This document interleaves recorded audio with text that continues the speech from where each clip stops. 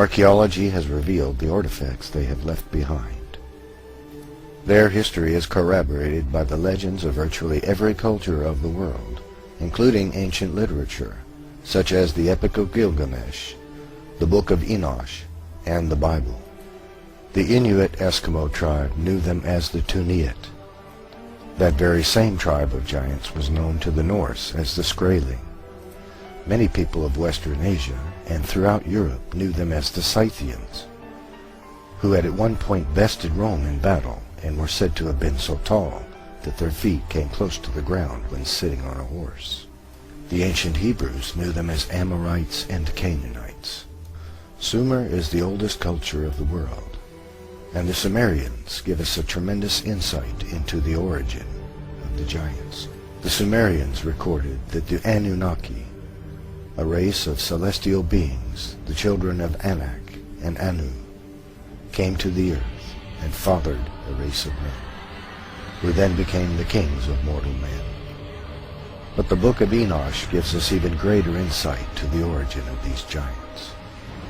Enoch recorded that during the life of Jared, sometime between 3550 and 2550 BC, the sons of God came to the earth from heaven.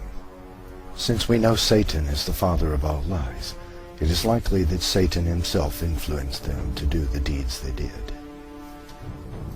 He had puffed them up and built their pride, and for this crime of pride against the Lord, they were cast out of the heavenly realm. Angered for being cast out of their heavenly home, and jealous of the beautiful new creation of God,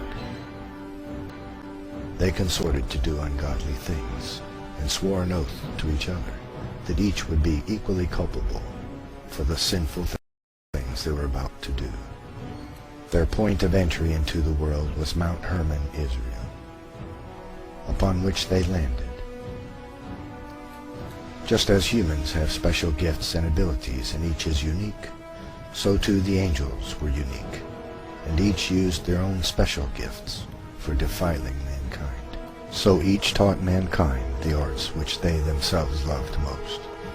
They took wives of human women whom they called beautiful, and fathered the race of giants we know as the Nephilim. Azazel was a lover of metals, and taught men to make swords and knives and shields and breastplates, and made them known to the metals of the earth, and the art of working them, and bracelets and ornaments, and the use of antimony, and the beautying of the eyelids, and all manner of costly stones, and the coloring of tinctures. Semyaza taught the art of enchantments and root cuttings, and all manner of sexual seduction.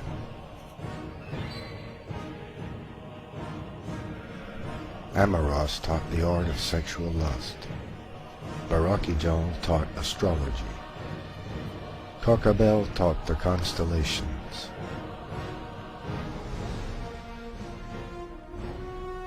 Ezekiel taught the knowledge of the clouds.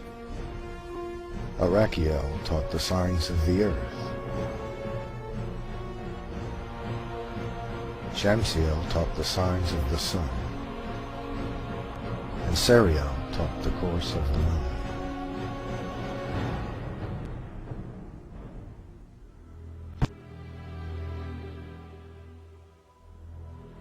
Not only did the angels sin against man, they sinned against animals as well. It is believed this means that they genetically engineered new kinds of creatures by mixing the genes of different kinds to create the mythological creatures of old. The corruption the angels had wrought upon the earth was so great that God decided to destroy both man and beast. So God commanded Noah, a man who was righteous and whose genes had not been affected by the work of the angels, to build an ark with which he would save the animals and mankind. But this was only half the story.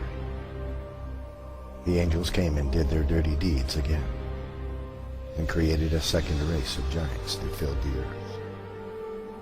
This image depicts a Babylonian king, so large that he holds a lion in his arms like a man might hold a house cat.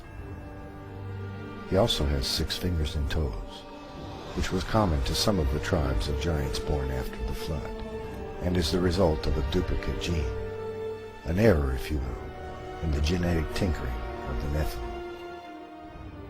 There are a great many artifacts left behind by the Nephilim, including footprints which have been found in several places around the world. Skeletons of humans exceeding 16 feet in height have been found in Native American burial mounds and other places around the world. King Og of the Bible had a bed which was iron and 16 feet in length.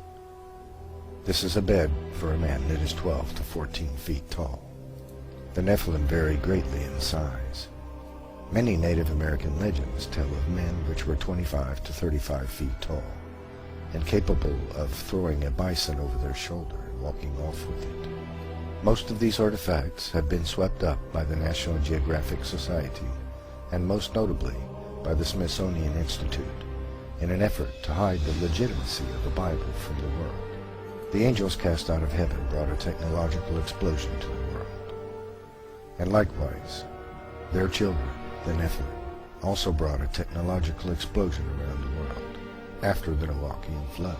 All within a couple of hundred years, great civilizations arose everywhere around the world. The Egyptians, the Chinese, the Sumerians, the Babylonians, the Mesopotamians, the Native American cultures all arose approximately the same time. This explosion of knowledge was due to the Nephilim, who acquired this great knowledge from their forefathers, the angels cast from heaven. And at that time, the Nephilim created monumental statues and buildings all around the world as well, carving stones weighing up to 3,000 tons with mathematical precision. Stones so heavy and large we are incapable of moving them with modern equipment to this very day. Many like to believe that the giant statuary all around the world in all of the cultures of the world is merely an exaggeration of the kingship. This is false, however. They are actual depictions of the true sizes of men. Native American statues, for example, often depict the angels which were cast from heaven. The same is true in Babylonia, Sumeria, Egypt, and other cultures.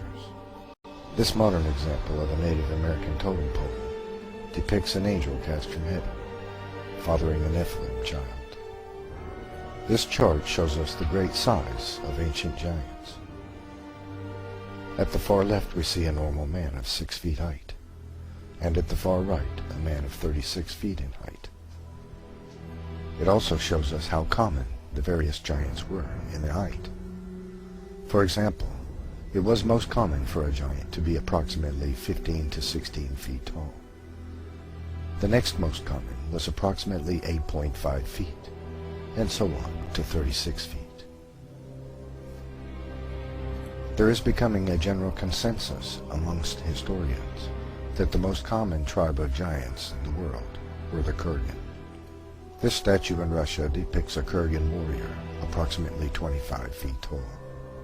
The Kurgan were the largest tribe of giants in the world. They originated in southern Russia and encompassed the entire world. The Kurgan had been genetically traced around the world with haplogroup X1 and haplogroup X2 genes. During World War II, the Nazis attempted to recreate the Kurgan by genetic engineering. There were giants in the earth in those days and after that, as these Danish axe heads clearly demonstrate, for it would take a man at least 15 to 20 feet tall to swing an axe with a head that weighs between 150 and 200 pounds.